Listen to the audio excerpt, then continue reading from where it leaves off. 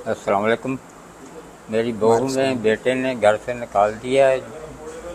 मेरे को ना खाना देते हैं ना खर्चा देते हैं। जो मकान मैं अपनी कमाई से बनाया था वो उस पर कब्ज़ा किया हुआ है। घर से मेरे को निकाल दिया हुआ है।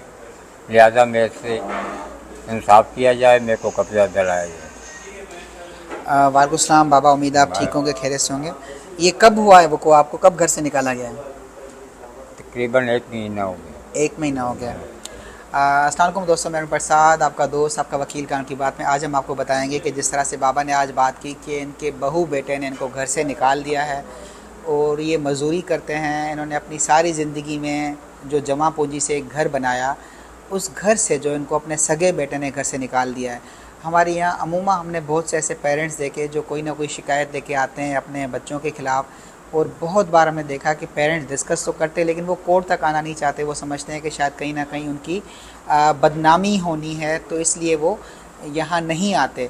जिस तरह से बाबा ने डिस्कस किया, मैंने अपने बहुत से दोस्तों के साथ ये बात डिस्कस की कि हमें क्या करना चाहिए।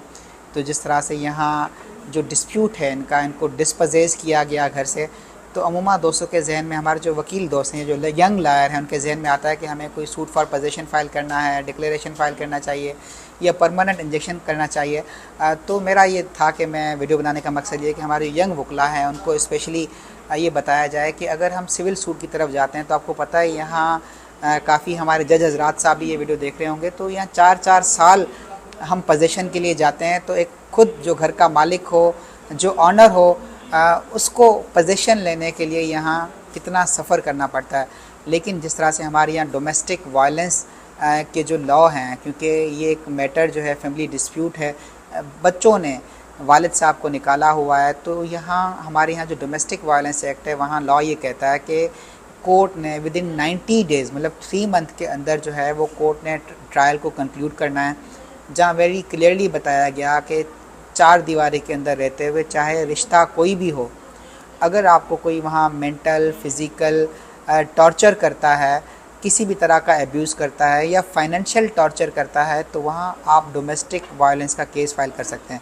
अब क्योंकि हम जिस तरह से हमारे पास ये केस है, तो हम ये डोमेस्टिक वायलेंस में जा रहे हैं। डोमेस्टिक वायलेंस में जाने का फ़ायदा हमें ये है कि यहाँ डे टू डे प्रोसीडिंग होनी है। कोर्ट जो है, मतलब लॉ ये कहता है कि जज ने डे टू डे प्रोसीडिंग रखनी है और थ्रू SHO नोटिस सर्व होने हैं। अगर यही केस अगर हम सिविल सूट में जाते हैं, सूट फॉर पोजीशन फाइल करते हैं, तो आपको पता है यहाँ 15-15 दिन की डेट होती है। फिर सर्विस प्रोसेस यहाँ 3-3 महीने अदर साइड को कोर्ट में बुलाने में लग जाते हैं कि आप आज कोरियर करें, फिर कल को पब्लिकेशन पेस्टिंग होनी है, फिर पॉइंटेशन होनी है। इतना लंबा प्रोसीजर बताया गया है सर्विस का, जो मूड बताए गए।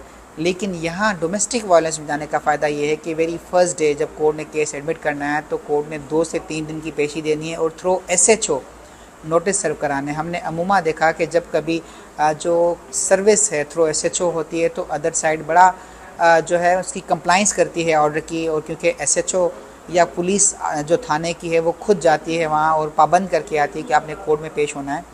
और हमने आज तक डोमेस्टिक वायलेंस के जितने भी केसेस फ़ाइल किए, इवन मियाँ बीवी के दरमियान भी जब कभी ऐसा कोई इशू हुआ, तो बजाय हम कोई फैमिली सूट फ़ाइल करें, खुला का केस फ़ाइल करें, हमने अक्सर तरजीह दी कि हम डोमेस्टिक वायलेंस में जाएं।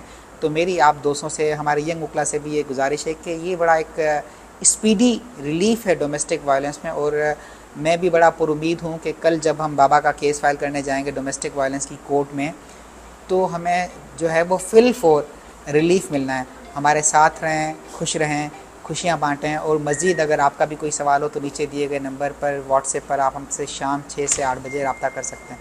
बहुत शुक्रिया।